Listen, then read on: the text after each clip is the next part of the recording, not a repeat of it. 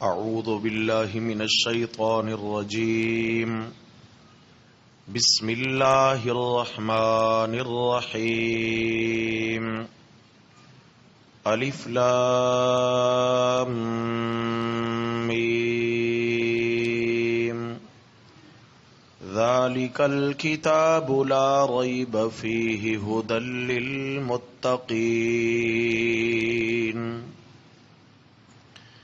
الف لام میم حروف مقطعات اللہ اعلم بمرادہ بذالک، اس کا معنی اللہ ہی بہتر جانتے ہیں۔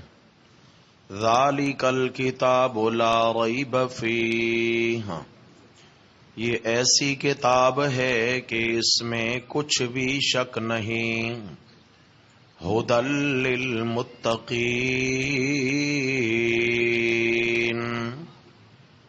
رہنمائی کرتی ہے پرہیزگار لوگوں کی۔ صدق اللہ، ومن اصدق من اللہ قیلا۔ اللہم صل علی سیدنا و مولانا محمد وعلى آل سیدنا و مولانا محمد وبارک وسلم علیہ۔ حضرات محترم، الحمدللہ تعالی کل کے سبق سے ہم نے پہلے پارہ میں سورۃ الفاتحہ کی تکمیل کے بعد سورۃ البقرہ کو سبقاً پڑھنے کے سلسلہ میں آغاز کیا تھا، اور ہم نے اس کا کل پہلا سبق پڑھا، جس میں چند چیزیں جو بنیادی طور پر ضروری تھیں اور وہ ضروری ہوتی ہیں ہر سورت کو سمجھنے کے لیے۔ ایک اس سورت کا اپنے ماقبل یعنی پہلے والی سورت کے ساتھ ربط یعنی تعلق کیا ہے، کہ ان دو سورتوں کو اللہ تبارک و تعالی نے ایک ساتھ رکھا ہے۔ بقرہ اور فاتحہ کے درمیان ہم نے 3 طرح کے ربط پڑھے تھے۔ دوسری بات، جیسے سورہ فاتحہ کے اندر ایک مرکزی مسئلہ بیان ہوا، ایاک نعبد و ایاک نستعین، سورہ بقرہ کے اندر 3 مقامات پر اللہ تبارک و تعالی نے اسی دعوی توحید کا اعادہ فرمایا ہے۔ نمبر 1 پہلے پارہ میں یا ایھا الناس اعبدوا ربکم، یہاں کہا اے اللہ ہم تیری ہی عبادت کرتے ہیں، وہاں کہا اے لوگو اپنے رب کی عبادت کیا کرو، یعنی اس کے بنا کوئی تمہارا ماوا ملجا ہے ہی نہیں، اس کے سوا کوئی تمہارا معبود جب ہے ہی نہیں تو عبادت بھی صرف اسی ہی کی کیا کرو۔ اور پھر اسی دعوے کا اعادہ دوسرے پارہ میں کیا، وَإِلَٰهُكُمْ إِلَٰهٌ وَاحِدٌ لَا إِلَٰهَ إِلَّا هُوَ الرَّحْمَٰنُ الرَّحِيمُ۔ جب تمہارا الہ اور معبود ایک ہی ہے تو پھر در در پہ پیشانی جھکانا، در در پہ اپنی مرادیں مانگنا، در در پہ جا کر غائبانہ حاجات میں التجائیں کرنا، یہ کیسے روا ہوگا؟ فرمایا ایاک نعبد کے وعدہ پر مضبوط رہو، کیونکہ الہکم الہ واحد، تمہارا معبود تو ایک ہی معبود۔ پھر اسی دعویٰ کو تیسرے پارہ میں سورہ بقرہ کے اندر دہرایا، آیت الکرسی میں اللہ لا الہ الا هو الحی القیوم، یہ دعوی توحید ہے۔ وہی سورہ فاتحہ کا مضمون چلا،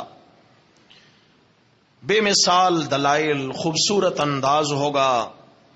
اللہ رب العزت نے یہاں پر تینوں دعووں، اسی دعویٰ کو 3 مقامات پر الگ الگ انداز سے بیان کیا ہے۔ پھر اس کے بعد عرض کیا تھا کہ پچھلی صورت میں 3 بڑی بڑی جماعتوں کا تذکرہ گزرا سورہ فاتحہ کے اندر۔ صراط الذین انعمت علیہم، وہ ہستیاں جن پر اللہ جل جلالہ نے انعام فرمایا۔ نمبر 2 غیر المغضوب علیہم، مغضوب علیہ وہ بدنصیب جن پہ غضب نازل ہو گیا، اور ضالین وہ بدنصیب جو راہ حق سے گمراہ ہو گئے۔ ان 3 جماعتوں کا وہاں اجمالی تذکرہ، سورۃ البقرہ میں تفصیلی تذکرہ۔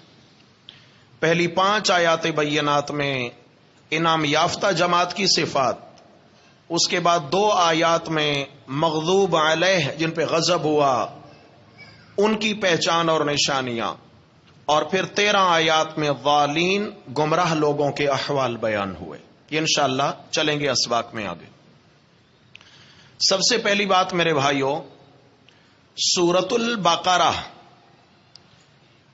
ہر سورت کے کچھ نہ کچھ فضائل ہیں، ہر سورت کے کچھ نہ کچھ فضائل ہیں۔ آپ صلی اللہ علیہ وسلم نے فرمایا لِكُلِّ شَيْءٍ سِنَامٌ وَسِنَامُ الْقُرْآنِ سورۃ البقرہ، فرمایا ہر چیز کی ایک چوٹی ہوتی ہے، ایک عروج ہوتا ہے، ایک کوہان ہوتی ہے، جیسے اونٹ کی کوہان ہوتی ہے اوپر نکلی ہوئی بدن سے ابری ہوئی۔ فرمایا ہر چیز کی ایک چوٹی ہے، ایک کوہان ہے، ایک بلند مقام ہے۔ وَسِنَامُ الْقُرْآنِ سورۃ البقرہ، اور قرآن مجید کی کوہان، اس کی چوٹی اور بلند مقام سورۃ البقرہ ہے۔ اور پھر فرمایا کہ اس میں ایک آیت ہے، یعنی آیت الکرسی، جو قرآن مجید کی تمام آیات سے زیادہ بابرکت اور مبارک آیت، آیت الکرسی۔ پھر آپ علیہ الصلوۃ والسلام نے فرمایا سورہ بقرہ اور سورہ آل عمران کو سیکھتے رہا کرو اور پڑھتے رہا کرو۔ یاد رکھیے سیکھنا جو ہے الفاظ کا سیکھنا بھی ہے، اور معانی اور مفہوم اور احکام و مسائل کا سیکھنا بھی ہے۔ فرمایا سورۃ البقرہ اور سورہ آل عمران کو پڑھتے اور سیکھتے رہا کرو، اس لیے کہ یہ مبارک صورتیں دونوں اپنے پڑھنے والے کی دن قیامت کے سفارش کر کر اس کی مغفرت کروائیں گی۔ اور پھر فرمایا کہ یہ سورۃ البقرہ ایسی مبارک صورت ہے کہ اس صورت میں جادوگروں کا کوئی حصہ نہیں۔ یہ حدیث کے لفظ ہیں، مسند دارمی میں الفاظ ہیں۔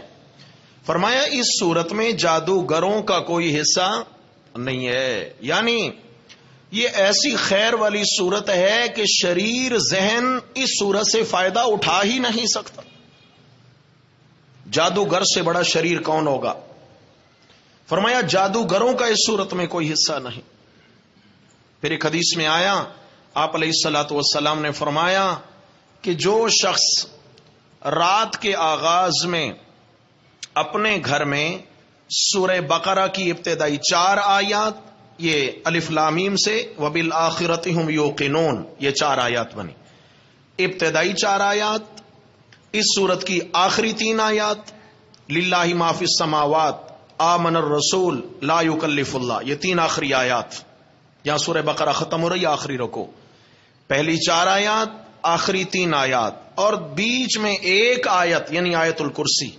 فرمایا جو پڑھ لینے کی عادت بنا لے، جس رات بھی گھر میں یہ آیتیں سورہ بقرہ کی پڑھی جائیں گی، فرمایا اس رات شیطان اس گھر میں داخل نہیں ہو سکے گا۔ سارا فتنہ ہی شیطان کی وجہ سے۔ شیطان گھر میں داخل ہوتا ہے، میاں بیوی کے جھگڑے، اولاد والدین کے جھگڑے، گھر میں ناچاکیاں، گھر میں معاملات، پریشانیاں، تنگ دلی، مایوسی، بے صبری اور دیگر گناہوں پہ اکسانا، یہ سب چونکہ شیطان کے حملے ہیں۔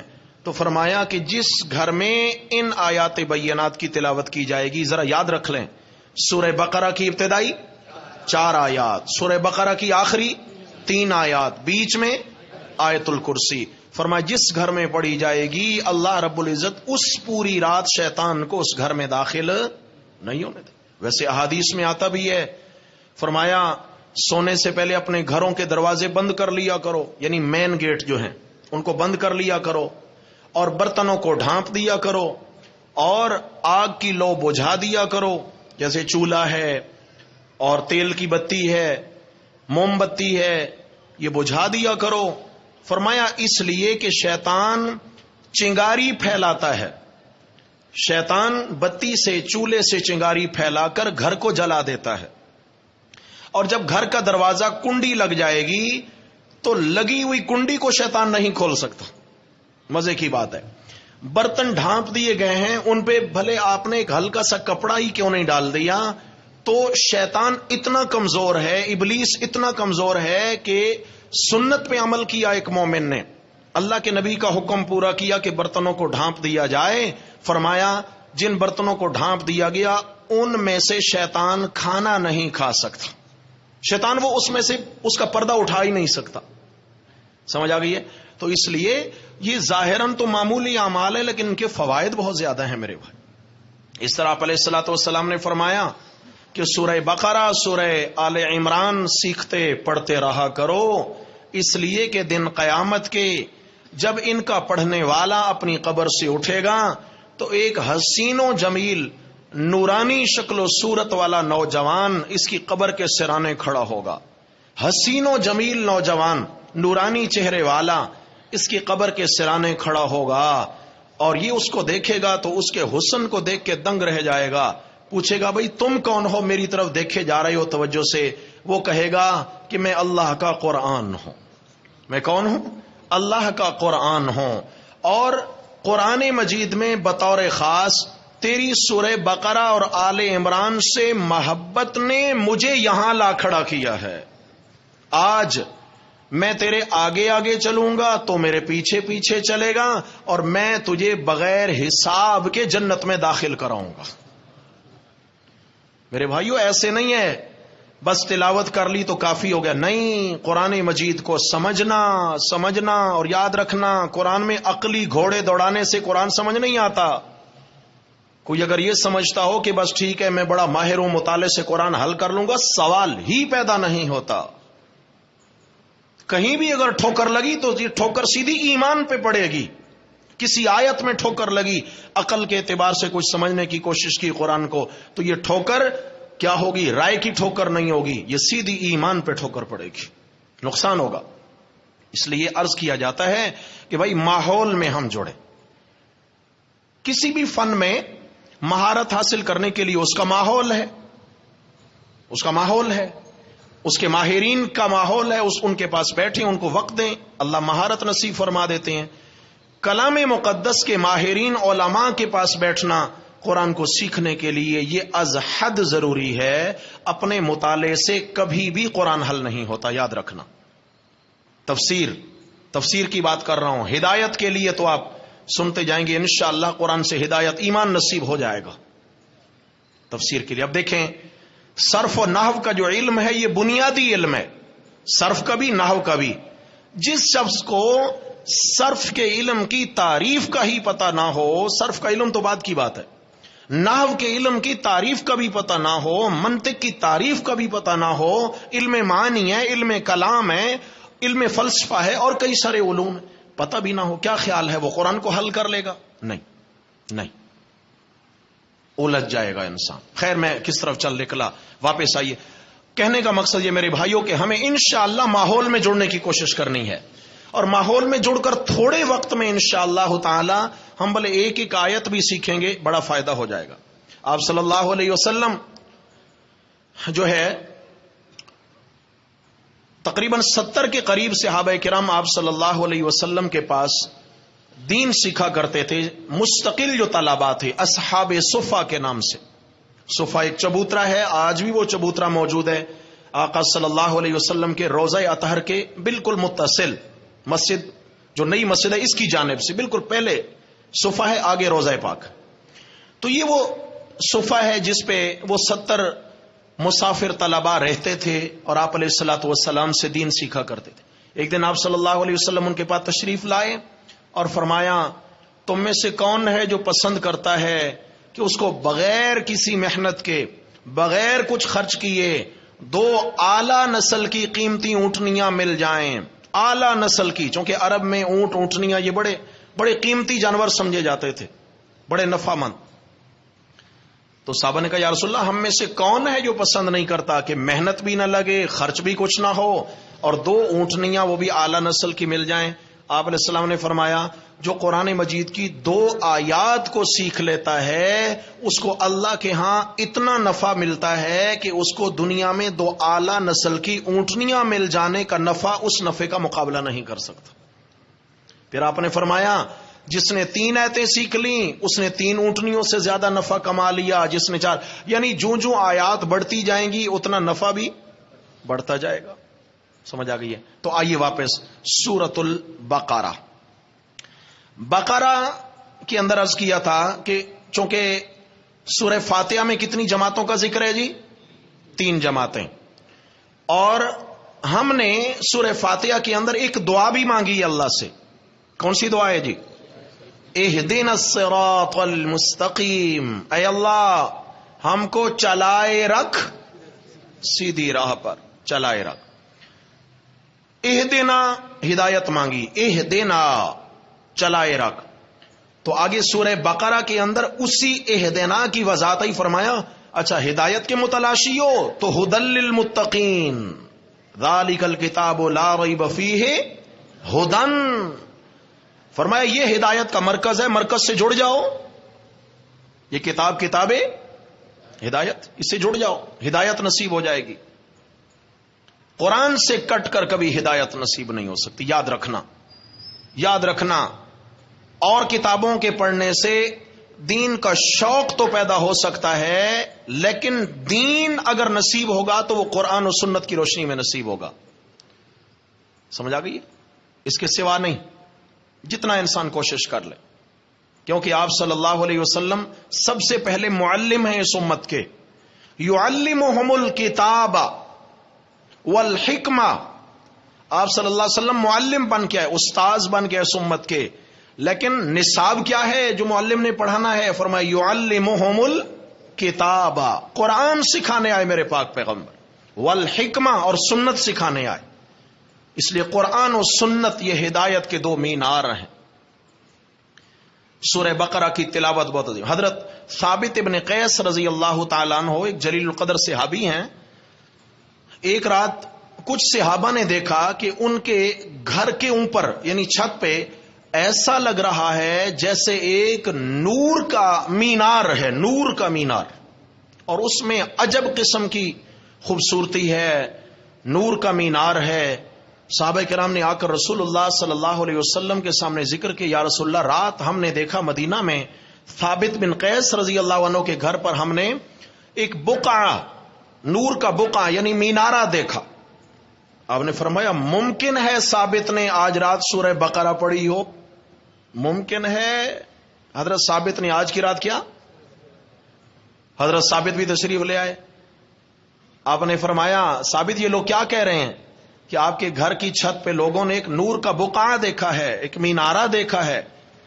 آج رات تم نے کون سی سورت پڑھی؟ یا رسول اللہ آج رات میں نے سورۃ البقرہ کی تلاوت کی تھی.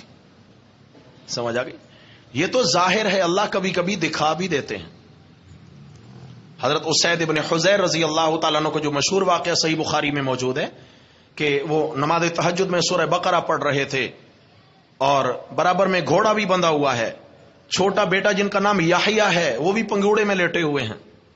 اب جو ہی یہ سورہ بقرہ کی تلاوت شروع کرتے ہیں نماز میں, یہ تو مسئلہ آپ سب کو معلوم ہونا چاہیے, یقیناً معلوم ہوگا کہ رات کے جو نوافل ہیں ان میں اونچی آواز سے قرآن پڑھنا چاہیے. جیسے تہجد پڑھ رہے ہیں تو اتنی اونچی آواز ہو کہ دائیں بائیں سنائی دے, اور دن کے نوافل میں آہستہ. یہ شرعی مسئلہ ہے. ایک حدیث میں آیا کہ دن کی نمازیں گونگی ہیں اور رات کی نمازیں جو ہیں وہ آواز والی ہیں, وہ جہری ہیں. یعنی نفلی عبادت جو رات میں کریں گے اونچی آواز سے پڑھیں. حضرت اسید ابن حضیر رضی اللہ تعالیٰ عنہ تلاوت کر رہے ہیں. گھوڑے نے ایک دم زور زور سے زمین پر اپنے پاؤں پٹکنا شروع کر دیے, اچھلنا کودنا شروع کر دیا. حضرت اسید رضی اللہ عنہ کہتے ہیں کہ میں پریشان ہو گیا کہ برابر میں چھوٹا بچہ لیٹا ہوا ہے, کہیں اس نے زور سے پاؤں جھٹکا تو کہیں بچے کو نقصان نہ ہو جائے. فرمایا میں خاموش ہو گیا. میں خاموش ہوا, گھوڑا بھی سکون میں آ گیا. فرمایا میں نے دیکھا پرسکون ہے, میں نے پھر سورہ بقرہ کی تلاوت شروع کر دی. گھوڑے پہ وہی کیفیات طاری ہو گئیں. میں نے جلدی سے نماز مکمل کی. اچانک جو میری نگاہ اوپر کو اٹھی تو ایسا لگ رہا تھا جیسے میرے گھر کے اوپر جو ہے نا رنگ برنگے قمقمے اور چراغ روشن ہیں اور انتہائی ان میں خوبصورتی اور حسن و جمال ہے، اور وہ میرے گھر کی چھت کے اوپر ایسے سائبان کی طرح وہ قمقمے آ چکے ہیں۔ میں ان کو دیکھتا رہا، یہ کیا منظر ہے؟ تو فرمایا کہ میں جب ان کے دیکھنے میں مشغول ہوا تو وہ قمقمے اوپر کو اٹھنا شروع ہوئے، آہستہ آہستہ آہستہ آہستہ آسمانوں میں فضاؤں میں غائب ہو گئے۔ آپ صلی اللہ علیہ وسلم کو آ کر جب یہ حالت بتائی کہ یا رسول اللہ رات تو یہ کیفیت ہوئی ہے، صحیح بخاری میں الفاظ ہیں، آپ علیہ السلام نے فرمایا اقرأ یا اسید، میرے اسید کاش آپ پڑھتے رہتے اور تلاوت ختم نہ کرتے۔ یا رسول اللہ کیوں؟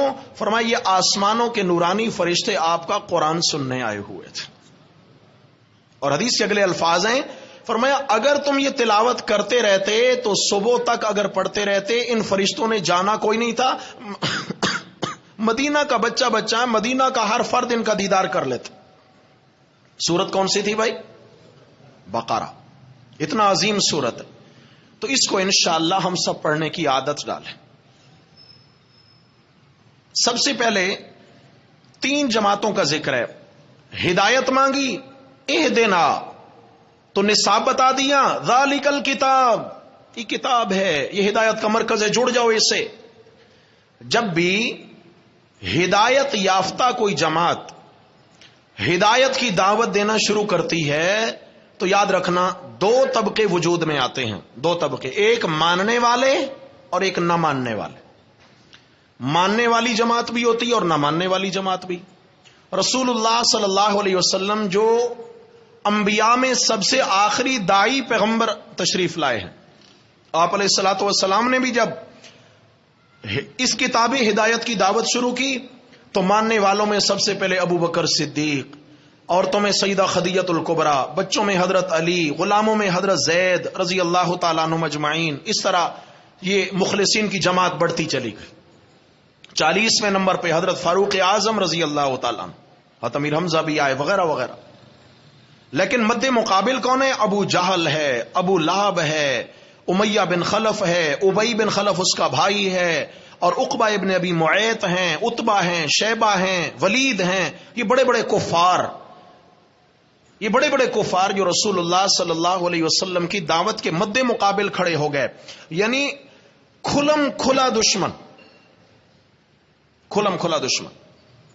یہاں یہ 2 جماعتیں وجود میں آئیں۔ لیکن جب آپ صلی اللہ علیہ وسلم ہجرت فرما کر مدینہ طیبہ تشریف لے آئے اور وہاں پر آپ علیہ الصلوۃ والسلام کو دینی اعتبار کے ساتھ ساتھ دنیاوی اعتبار سے بھی اللہ نے پاور نصیب فرما دی، اقتدار نصیب ہوا، مدینہ کا ریاست مدینہ وجود میں آئی۔ جہاں کوئی مسلمان جماعت پاور میں آتی ہے تو وہاں جہاں ایک کھلم کھلا مد مقابل اور دشمن جماعت کھڑی ہوتی ہے، کچھ خوشامدی بھی صفوں میں آ جاتے ہیں۔ خوشامدی جو اندر سے دشمن ہوتے ہیں لیکن صرف ان کی دنیاوی غرض و غایت ہوتی ہے، دنیاوی اغراض و مقاصد کی خاطر وہ کیا کرتے ہیں؟ اہل حق کی چاپلوسی شروع کر دیتے ہیں، اور انہیں کہتے ہیں منافقین۔ کیا کہتے ہیں بھائی؟ مدینہ میں یہ 3را طبقہ وجود میں آیا جب انہوں نے دیکھا کہ آپ صلی اللہ علیہ وسلم اب پاور میں ہیں، جب دیکھتے کہ مسلمان دنیاوی اعتبار سے اب فتوحات کے راہ پہ چل رہے ہیں، فتوحات ہی فتوحات ہیں، تو کیا کرتے؟ کہتے ذرونا نتبعکم، بھائی ہمیں بھی ساتھ لے چلا کرو، ہم بھی تمہارے بھائی ہیں، ہم بھی کلمہ پڑھتے ہیں، ہم بھی تمہارے ساتھ نمازیں پڑھتے ہیں، ذرونا نتبعکم، ہمیں بھی لے چلو۔ اور جب کبھی دیکھتے کہ حالات ڈھیلے ہیں، کبھی دیکھتے کہ جناب اب کفار کی طرف سے یلغار ہو رہی ہے، کفار ایکا کر رہے ہیں، متحد ہو رہے ہیں، مکہ کے مشرکین کئی قبائل کو ساتھ لے کر حتیٰ کہ یہودیوں کو ساتھ ملا رہے ہیں، تو اب آپ صلی اللہ علیہ وسلم نے جب حکم دیا کہ چلو نکلو جہاد کے لیے، تو کیا کہتے؟ ان بیوتنا عورا، وہ جی اصل میں مسئلہ یہ ہے ہمارے گھر میں کوئی مرد نہیں ہے، ساری عورتیں ہی گھر میں ہیں، اب کیا کریں جی؟ دیکھیں اب عورتوں کو اکیلا چھوڑ کے جانا یہ کوئی عقل مندی کی بات ہے؟ بادشاہ آپ جائیں، ہم اپنے گھر میں کوئی انتظام کر کے اگر مناسب موقع ملا تو ہم بھی آ جائیں گے۔ یہاں کیا ہے کہ یہ خوشامدی جماعت پھر الٹے قدموں، یہ پیچھے رہ جاتی ہے، لیکن جو مخلصین ہوتے ہیں وہ سینہ تان کے پہلی صف میں کھڑے دکھائی دیتے ہیں کہ حالات جیسے بھی آئیں گے ہم حالات کا مقابلہ کریں گے۔ یہ مخلصین کی جماعت ہوتی ہے۔ چنانچہ اللہ تبارک و تعالیٰ نے سورہ بقرہ کی ابتدائی آیات کے اندر انہی تینوں جماعتوں کو ترتیب سے بیان کیا. سب سے پہلے فرمایا کہ وہ جماعت جن پر رسول اللہ صلی اللہ علیہ وسلم نے محنت فرمائی اور ان کا نام متقین پڑا اللہ کے ہاں، تقوی والے، پرہیزگار، اللہ سے ڈرنے والے. تو اللہ تبارک و تعالیٰ نے ان کا یہاں ذکر کیا، فرمایا الف لام میم. قرآن مجید میں کئی صورتوں کے شروع میں یہ حروف ملتے ہیں، الف لام میم یا الف لام را، الف لام میم را، حا میم عین سین قاف، سمجھ آ گئی ہے، حا میم نون وغیرہ وغیرہ. انہیں کہتے ہیں حروف مقطعات. بولیے ذرا کیا ہے جی؟ حروف مقطعات. قطع یعنی الگ الگ پڑھے جانے والے حروف. الف لام میم الگ الگ پڑھے جانے والے، لکھے ہوئے ایک ساتھ ہوں گے لیکن پڑھنے الگ ہیں، مقطعات. اب یاد رکھیے، بعض لوگ تو ان کے معنی کی کھوج میں نکلے لیکن سری غلطیاں ہوئیں. حضرات صحابہ کرام کا اجماع ہے اس بات پر کہ ان حروف کا معنی اللہ کے سوا کوئی نہیں جانتا. یہ اللہ کی حکمتیں اور اللہ کے راز ہیں. حضرت ابوبکر صدیق رضی اللہ تعالیٰ عنہ فرماتے ہیں لِكُلِّ شَيْءٍ سِرٌ وَسِرُّ الْقُرْآنِ أَوَائِلُ السُّوَرِ. فرمایا ہر چیز کا کوئی راز ہوتا ہے اور قرآن کے جو راز اور بھید ہیں وہ سورتوں کے ابتدائی الفاظ. حروف مقطعات یہ قرآن کے راز ہیں. اس لیے کیا کہا جاتا ہے؟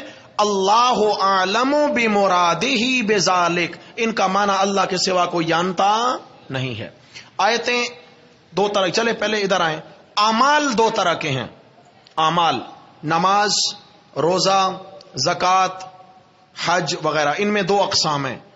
مثال کے طور پر کچھ ایسے اعمال ہیں جن کی حکمتیں ہمیں سمجھ آتی ہیں، کچھ اعمال ہیں جن کی حکمتیں سمجھ نہیں. نماز کی حکمت سمجھ آئی، پیشانی اللہ کے حضور رکھی، جتنا عاجزی کریں گے اتنا مقام ملے گا. زکوٰۃ کی حکمت سمجھ میں آ گئی، مال میں سے اللہ کا حق، اللہ کا حصہ نکال دیں گے، مال پاکیزہ ہو جائے گا، اس کا استعمال حلال ہو جائے گا.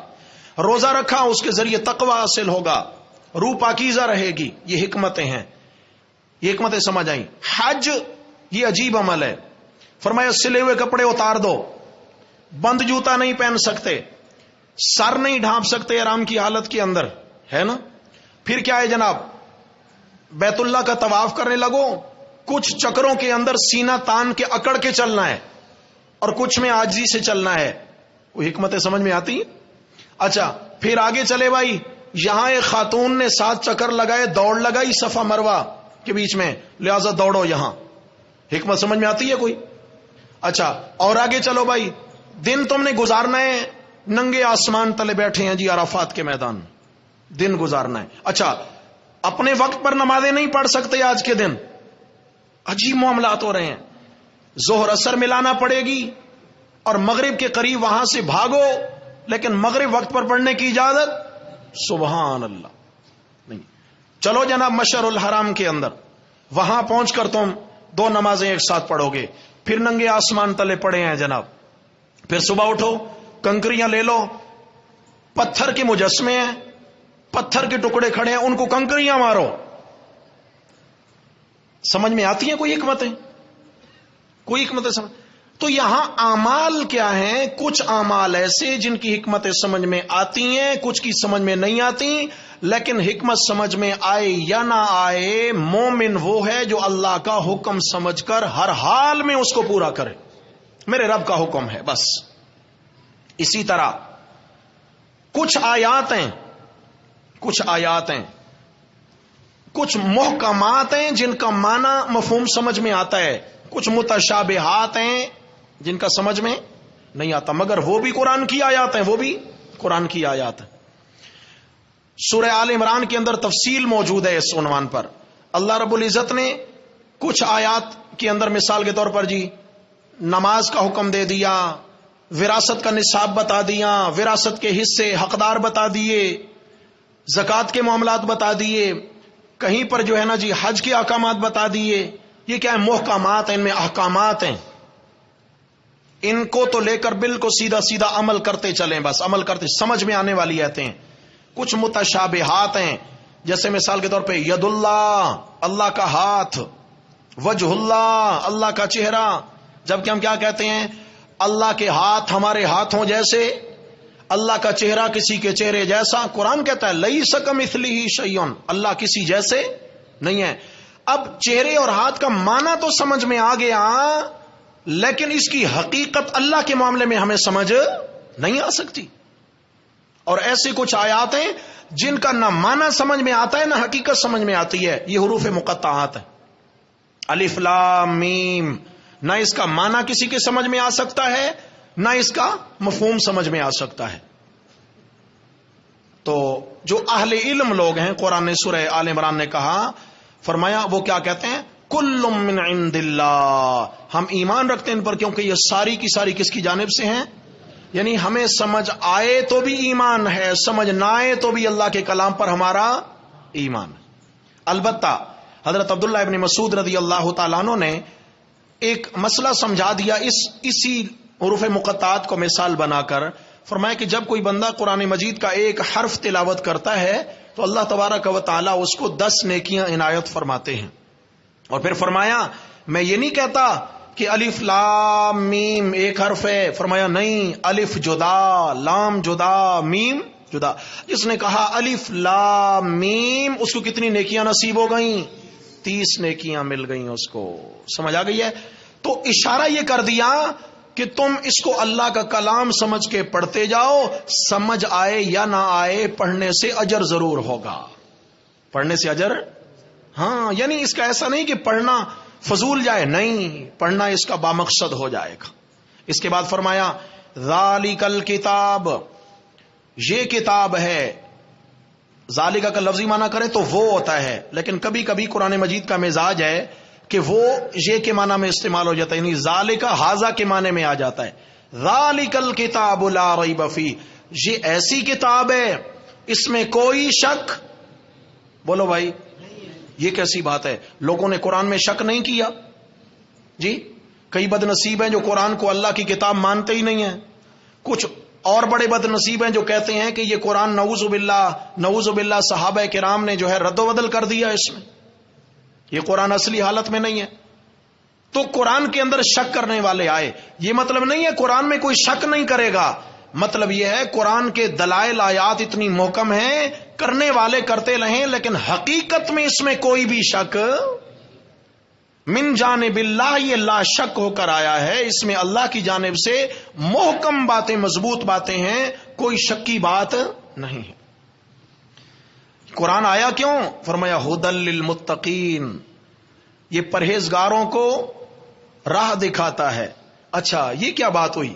ایک جگہ کہا شہر رمضان الذی انزل فیہ القرآن، رمضان کے مہینے میں اللہ نے قرآن نازل کیا۔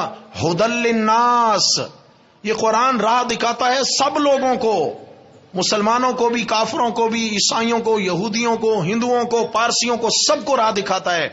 یہاں کا ھدی للمتقین نہیں، راہ دکھاتا ہے پرہیزگاروں کو۔ بات ٹکرا نہیں گئی؟ بولو بھائی، اسے عرض کرتا ہوں کہ قرآن سیکھنے کے لیے استاد ضروری ہے، سمجھ آ گئے نا میرے بھائی، ماحول ضروری ہے۔ اب سمجھیے، بے اعتبار دلائل اور رہنمائی کے، راہ دکھانے کے، تو یہ ھدی للناس ہے۔ آپ علیہ الصلوۃ والسلام کی سب امتیں، کچھ امت دعوت ہے، کچھ امت اجابت ہے، کچھ تک دعوت پہنچ گئی اور مانا نہیں، اور کچھ نے دعوت کو مان لی۔ ساری کی ساری کائنات کو قرآن سیدھی راہ دکھاتا ہے، لیکن ھدی للمتقین کا مطلب ہے اس رہنمائی سے فائدہ صرف پرہیزگاروں کو ملتا ہے۔ اس رہنمائی سے فائدہ کون اٹھاتے ہیں؟ جن کے دلوں میں اللہ کا خوف ہوگا، وہی قرآن کی رہنمائی سے فائدہ اٹھائیں گے، نہیں تو اوپر سے باتیں جائیں گی، کیڑے نکالنے کے لیے بہت لوگ ہوں گے، لیکن فائدہ اسے ہوگا جس کے دل کا برتن سیدھا ہوگا۔ اس لیے دل کا برتن سیدھا رکھا جائے تو پھر یہ قرآن دل میں اترتا ہے، یہ قرآن انگلی پکڑ کے پھر صراط مستقیم دکھا دیتا ہے، اس پہ چلا دیتا ہے۔ لیکن اگر دل میں خدا نخواستہ کجی ہو، دل میں ٹیڑھا پن ہو، دل کا برتن الٹا ہو، تو میرے بھائی ایک آیت نہیں 6666 آیات ہوں اور بیان کرنے والے محمد عربی صلی اللہ علیہ وسلم ہوں، نہ ماننے والوں نے اس وقت بھی ٹھکرا دیا، انکار کر دیا، ان کے دلوں تک قرآن نے اثر نہیں پہنچایا۔ ہدایت کس کے اختیار میں ہے جی؟ انشاءاللہ ہمیں قرآن سے جڑے رہنا ہے انشاءاللہ۔ اور عرض کرنے کا مقصد ہے کہ دل میں اللہ کا خوف بٹھائیں، میرے اللہ کہیں اپنا راز نہ ہو جائیں، یا اللہ ہمیں قرآن سے دور نہ کرنا، یا اللہ ہمیں ایسی زندگی سے اپنی پناہ دے دے جو قرآن و سنت سے کٹ کر زندگی ہو۔ اللہ قرآن و سنت والی زندگی نصیب فرما دیں، قرآن و سنت کے ماحول والی زندگی جس کو مل گئی، جس گھر میں قرآن و سنت کا ماحول زندہ ہو گیا، سبحان اللہ، نور علی نور ہے میرے بھائی۔ تو اس لیے پہلی آیت کے اندر نصاب ہدایت قرآن کا عنوان آ گیا، اور قرآن فائدہ کنہیں پہنچاتا ہے؟ راہ سب کو دکھاتا ہے مگر فائدہ متقی پرہیزگار اللہ سے ڈرنے والوں کو۔ دعا ہے اللہ جل شانہ ہم سب کو عمل کی توفیق نصیب فرمائے۔ اقول قولی ھذا استغفر اللہ۔